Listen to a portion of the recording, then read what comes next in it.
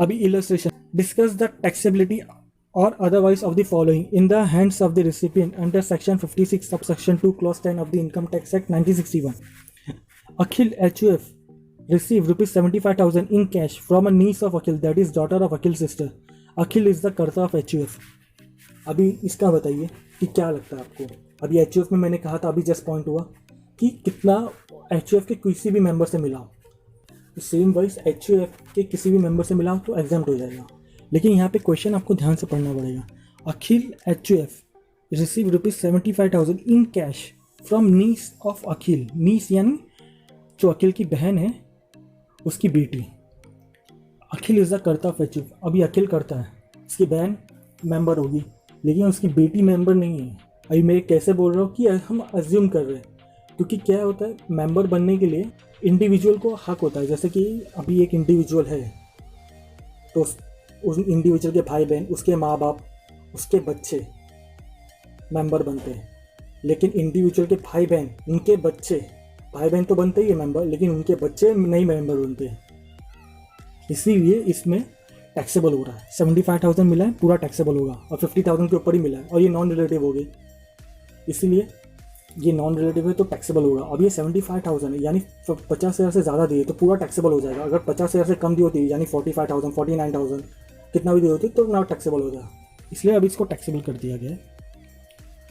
Nitish, a member of her father's HUF, transferred a house property to the HUF without consideration. The stamp value of the house property is rupees 9 lakh. अभी नितिशा है जो कि member है fathers के HUF, मतलब उसके dad HUF के करता है और उसकी मेंबर है. Transfer a house property to the HUF without consideration. The stamp duty value of the house property is rupees 9 lakh. तो यहाँ पे नितिशा ने क्या किया है, जो उसके फादर का HUF है तो उसमें वो भी मेंबर है, क्योंकि उसके फादर अगर करता है तो वो मेंबर होगी. उसने हाउस प्रॉपर्टी ट्रांसफर किया, उसने खुद का हाउस प्रॉपर्टी HUF को दे दिया है, जिसका कंसिडरेशन कुछ भी नहीं मिला है, मतलब उसको सामने से HUF से कुछ भी पैसा नहीं मिला.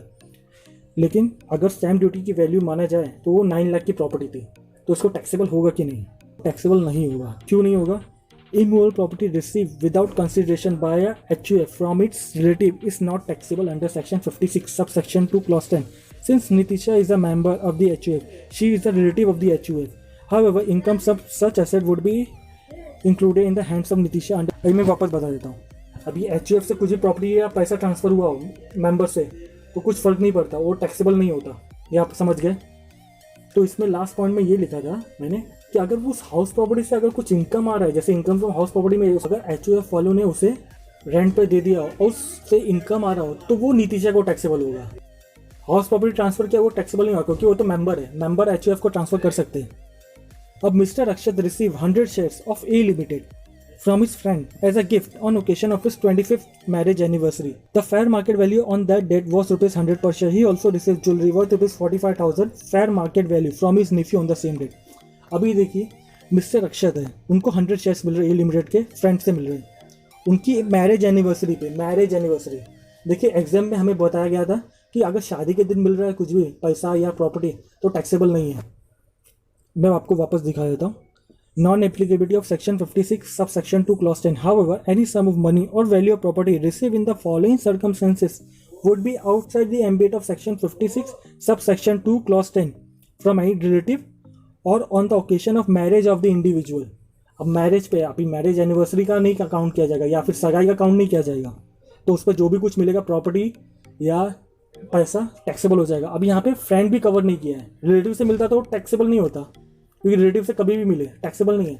लेकिन जब फ्रेंड से मिल रहा है और वो भी शादी के दिन नहीं मिल रहा है बल्कि सगाई के दिन मिल रहा है तब तो टैक्सेबल होना पक्का ही है.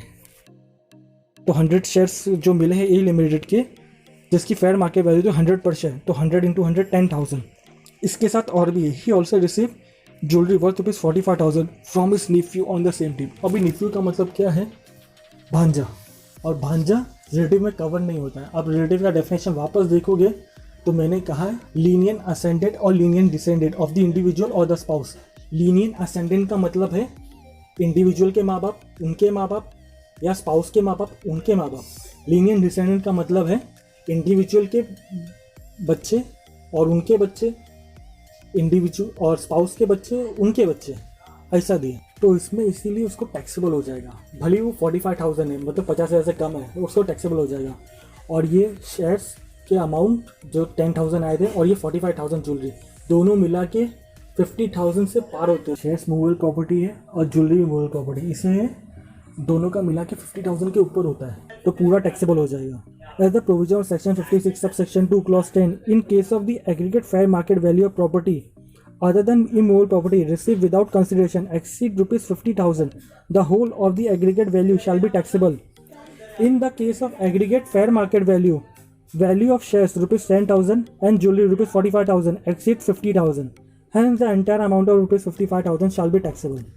Kishan HUF gifted a car to son of Karta for achieving good marks in 12 board examination. The fair market value of the car is 5,25,000. अभी देखिए, हमने प्रॉपर्टी के वैल्यू में डिस्कस किया, प्रॉपर्टी के टर्म्स डिस्कस किए थे, यानी प्रॉपर्टी को डिफाइन किया था कि उसमें क्या क्या इंक्लूड होता है। प्रॉपर्टी में इमूवेबल प्रॉपर्टी, मैं आपके लिए वापस दिखा देता हूँ। प्रॉपर्टी में इमूवेबल प्रॉपर्टी बीइंग लैंड और building of both, shares and securities, jewellery, archaeological collection, drawings, paintings, sculptures और एनी वर्क ऑफ आर्ट और बुलियन, यही कवर होते हैं। तो इसके अलावा मैं फ़ोन दे रहा हूँ या फिर उसको दूसरा कार दे रहा हूँ या कुछ भी दे रहा हूँ, जो इसमें कवर नहीं है वो टैक्सेबल होगा ही नहीं, उसको टैक्सेबल नहीं है। Car is not included in the definition property for the purpose of section 56 sub section 2 clause 10, therefore the same shall not be taxable.